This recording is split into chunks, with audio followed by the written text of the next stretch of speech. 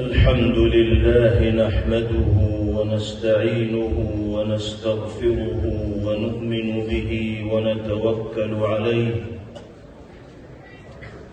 ونعوذ بالله من شرور أنفسنا ومن سيئات أعمالنا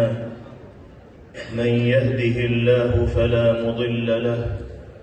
ومن يضلل فلا هادي له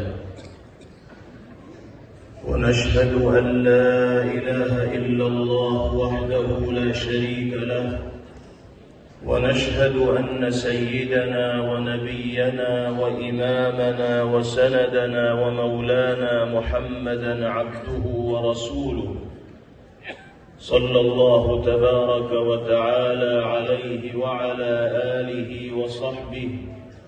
وبارك وسلم تسليما كثيرا كثيرا. أما بعد، فقد قال أبو حازم رحمه الله: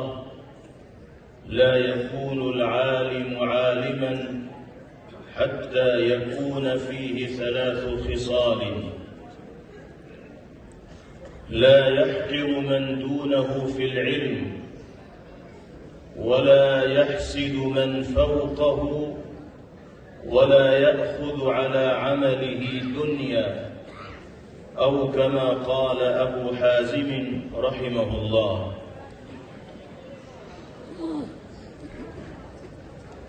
مخدوم و محترم صدر اجلاس حضرت اقدس مولانا قاری محمد امین صاحب دامت برکاتہم العالیہ، محتمم دارالعلوم پوکھرن و صدر جمعیت علماء صوبہ راجستھان، اسٹیج پر تشریف فرما قابل صد احترام حضرات علماء کرام، عزیز طلبہ، محترم بزرگوں، بھائیوں اور نوجوان ساتھیوں، بہت مبارک و مسعود، روح پرور اور ایمان افروز ہے یہ اجلاس، جس میں اللہ رب العزت والجلال نے ہم سب کو شریک اور حصے دار ہونے کی سعادت بخشی ہے، توفیق مرحمت فرمائی۔ اللہ رب العزت والجلال دین کی نسبت پر قرآن و سنت اور اہل علم کی محبت کے جذبے کے ساتھ ہم سب کے اس دارالعلوم کے احاطے میں جمع ہونے کو شرف قبول سے نوازیں، اور جو قرآنی اور نبوی پیغامات اس موقع پر ہمارے سامنے آئیں، باری تعالی ہم سب کو ان پر عمل کی دولت سے بہرور فرمائے۔ یہ موقع جہاں اللہ رب العزت والجلال کی بارگاہ میں سجدہ شکر بجا لانے کا ہے کہ اس نے اس عظیم الشان دینی، تعلیمی، اصلاحی اجلاس میں شرکت کی سعادت میسر فرمائی۔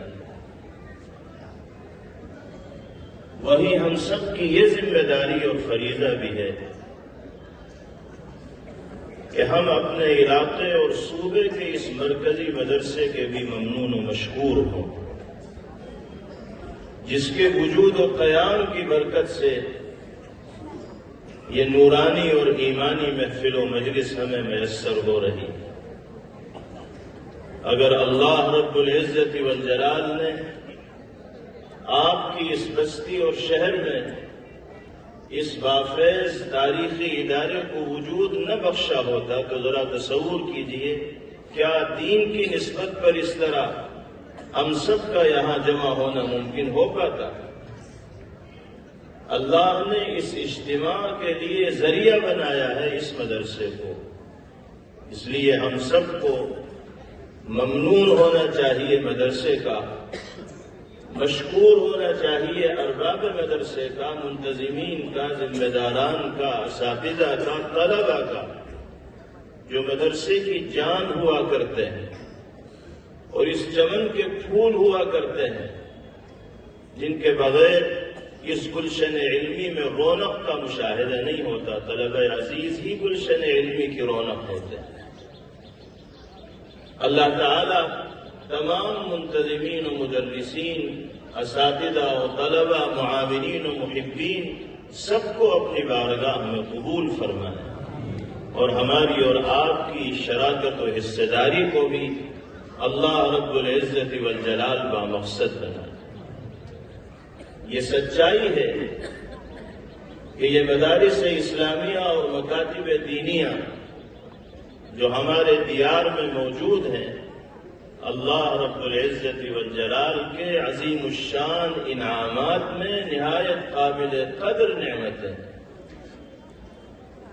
انعامات کی قدر کرنا اللہ کے بندوں کی ذمہ داری اور فریضہ ہے۔ اللہ تعالی نے ان مدارس اسلامیہ، مکاتب دینیہ اور تعلیم قرآن کے حلقوں کو ہماری اور آپ کی اور ملک میں بسنے والے اہل ایمان کی دینی اور ایمانی تہذیب و تشخص کے بقا کا ذریعہ اور سبب بنایا۔ ذرا تصور کیجئے، اگر ان حالات میں جب دشمن عرض وطن کے سلسلے میں یہ طے کر چکا تھا کہ یہاں سے اسلام اور مسلمانوں کے وجود کو مٹا دینا ہے،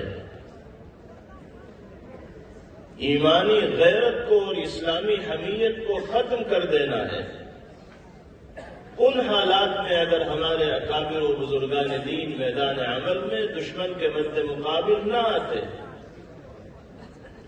اور عرض وطن کے چپے چپے پر مدارس و مکاتب کی شکل میں مراکز دینیہ کی دابیل نہ ڈالتے، تو آج ہم ظلمت و جہالت، تاریکی اور اندھیرے کے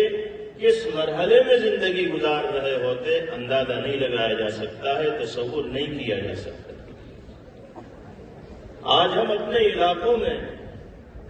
جو ایمانی چہل پہل دیکھتے ہیں، اسلامی شناخت و پہچان کے حامل افراد جو ہمیں دکھائی دیتے ہیں، سروں پر ٹوپیاں اور چہروں پر داڑھیاں جو دکھائی دیتی ہیں، یہ برکات ہیں اسی طرح کے مدارس اسلامیہ اور مکاتب دینیہ کے وجود اور قیام کی، ہمارے اکابر و بزرگان دین کی قربانیوں کا نتیجہ ہے۔ اس لیے ہمیں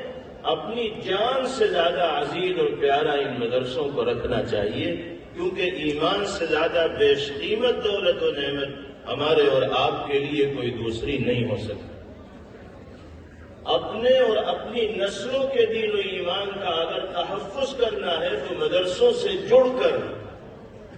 اہل علم سے رابطہ مضبوط رکھ کر اور اللہ والوں کی صحبت و رہنمائی میں زندگی گزار کر ہی انسان اس مقصد کو پا سکتا ہے، کامیابی کی اس منزل کو پہنچ سکتا ہے۔ اگر مدارس اسلامیہ سے ہمارا جذباتی رابطہ اور تعلق نہیں ہوگا، اہل علم سے ہمارا رشتہ مضبوط نہیں ہوگا، اللہ والوں کی صحبتیں اور رہنمائیاں ہمیں میسر نہیں ہوں گی، تو ہمارے لیے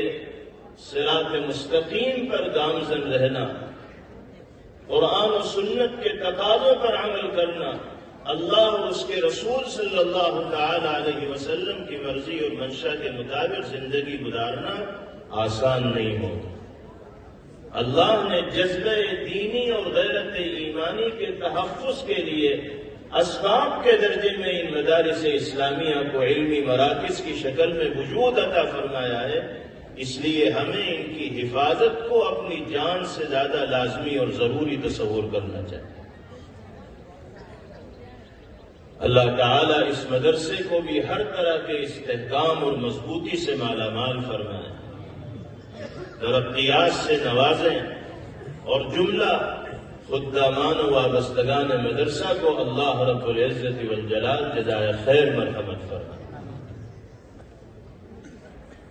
آج کے اس مبارک موقع پر دل کی گہرائیوں سے اپنے ان احباب بھائیوں اور ساتھیوں کو بھی ہمیں مبارکباد پیش کرنی ہے جن کے دلوں کو اللہ رب العزت والجلال نے قرآنی آیات کی حفاظت کے